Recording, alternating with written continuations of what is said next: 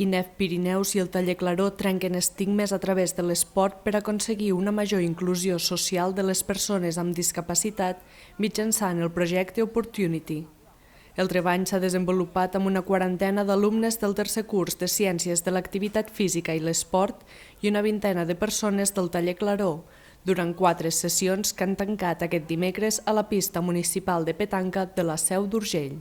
Vam descobrir que era un potencial perquè ells hi juguen amb campionats aquí de la província de Lleida i així, i llavors vam fer jocs com els circuits de xapes, les bitlles catalanes, tot en format normal, habitual i adaptat per la gent que realment té problemes motrius que no poden desenvolupar els jocs en si.